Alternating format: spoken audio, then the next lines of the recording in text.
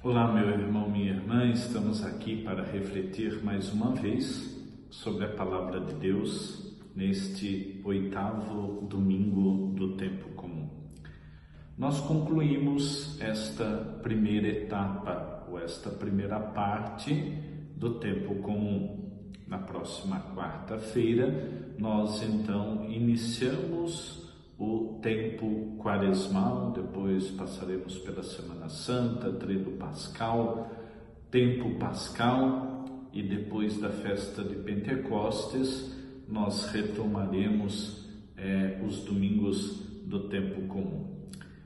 De uma forma muito simples, nós recordamos que esses 8 domingos, eles ajudaram-nos a mergulhar na primeira parte da missão da vida pública de Jesus.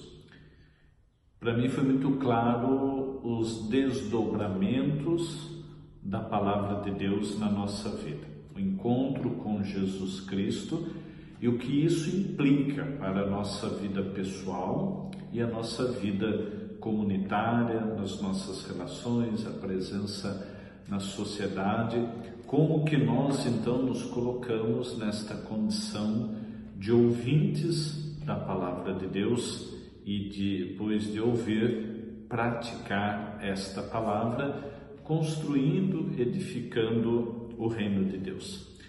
Participar deste caminho de Jesus é viver não um discurso vazio, mas, acima de tudo, ter ações concretas que revelam a nossa fé e a nossa opção por seguir Jesus Cristo.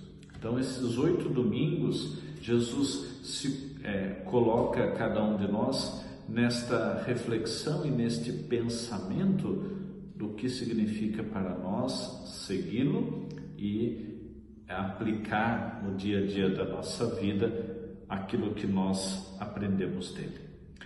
Ao concluir esta primeira etapa, o 8º domingo vai trazer para nós como reflexão as consequências do coração, as consequências da alma, da consciência, né? Nós não somos apenas uma carcaça, nós não somos apenas uma condição física, mas nós temos a nossa dimensão espiritual, nós temos o nosso interior.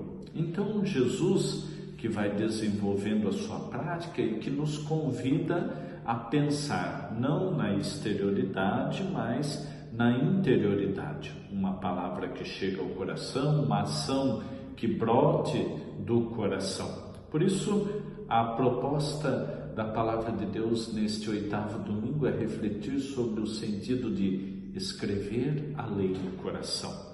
Ao longo desta semana, quem teve a oportunidade de acompanhar a primeira leitura da liturgia semanal, se deparou com o livro do Eclesiástico que nos trouxe diversas instruções a respeito da amizade, do relacionamento, da vida em comum. E hoje, neste domingo, o livro do Eclesiástico continua trazendo para nós a importância de um relacionar-se com Deus a partir de uma consciência interior. Como dizia, nós não somos só uma condição física, nós temos também a nossa dimensão interior. Chegar a este interior, chegar ao coração. Talvez o caminho mais difícil que nós tenhamos que percorrer é o caminho do próprio interior, né? De chegando aos nossos limites, às nossas fraquezas, às escuridões. Eu costumo dizer, aquele quartinho que nem sempre queremos entrar, porque normalmente encontramos alguma bagunça, ou seja, o porão da nossa vida. Mas a Palavra de Deus incentiva-nos a perceber, a partir da primeira leitura, a questão então dessa consciência do interior como lugar então da presença do amor de Deus. E a partir disso, desse enxergar interior, fazer brotar a nossa verdadeira identidade, fazer brotar a nossa consciência, né? E a expressão desse interior que se dá através de nossas palavras, que se dá através do nosso comportamento. A exterioridade das palavras vai refletir muitas vezes o nosso interior. Muitos tentam também construir uma falsa palavra, um falso discurso, mas não conseguem mantê-la por muito tempo. Chega uma hora que tudo é revelado, né? Então esse discurso da mentira, em um determinado momento, ele cai por terra e aparece a verdade. Então, olhar para a primeira leitura de hoje é ver o quão importante é para nós a fala, o raciocínio como uma expressão da verdade ou como um espelho do nosso coração. Ou seja, desenvolver dentro de nós a autenticidade. O nosso coração vai, acima de tudo, expressar aquilo que nós somos na autenticidade, na verdade. Aquilo que é o coração não dá para esconder. Por isso, nós somos convidados cada vez mais a passar pelas experiências, como o oleiro coloca o vaso lá para passar pelo fogo, o ouro, a prata, assim também uma árvore que é reconhecida pelos seus frutos. Eu acho que as atitudes revelam quem é cada um. Na segunda leitura da carta de São Paulo aos Coríntios, nós temos a conclusão de uma reflexão sobre a ressurreição. E Paulo vai trabalhar aqui na segunda leitura de hoje o tema dessa incorruptibilidade e a questão da imortalidade. Na compreensão da morte ou da ressurreição a partir dos judeus, ele apresenta a compreensão da ressurreição na perspectiva cristã.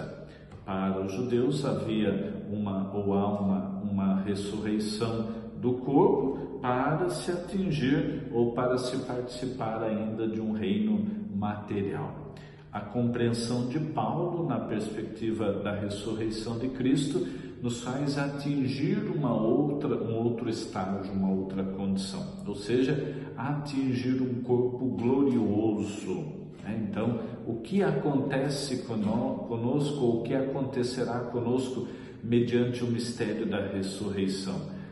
O nosso corpo, livre desta condição terrena, livre desta necessidade material, atingirá o corpo como o corpo do Cristo, o corpo glorioso, e Ele mesmo, quando ressuscita com a nossa humanidade, dá a cada um de nós essa garantia. Então é reforçar um pouquinho mais a certeza nesta festa da ressurreição. Não precisamos ter medo da experiência da morte e do que acontecerá conosco. Cristo já nos deu esta certeza de atingirmos e de superarmos a morte, pelo mistério da ressurreição, que vem primeiramente pela ressurreição de Cristo, e ali então, na nossa ressurreição, poderemos declarar ou proclamar a nossa vitória sobre o inimigo que é chamado da realidade da morte.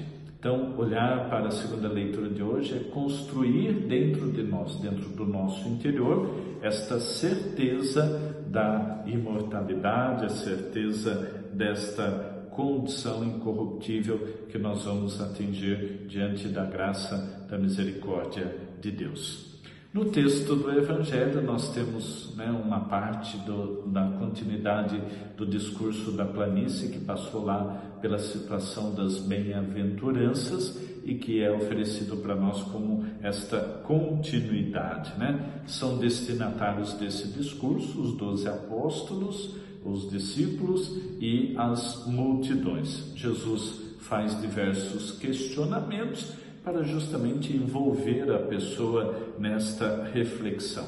É preciso enxergar então a ferida da hipocrisia e pensar como nós devemos superar tudo isso, ter clareza, ter a atitude de responsabilidade, de prudência, uma autocrítica, né? Nenhum cego guia o outro cego, mas que a gente enxergue o caminho do Senhor, enxergue nossas responsabilidades, tenhamos a coragem de fazer uma autocrítica a partir do exercício de nossa fé. Desejo a você então que este final de semana, encerrando esta primeira série de domingos do tempo comum, o tempo comum ainda vai até a terça-feira, né, à noite, na quarta iniciamos o tempo quaresmal.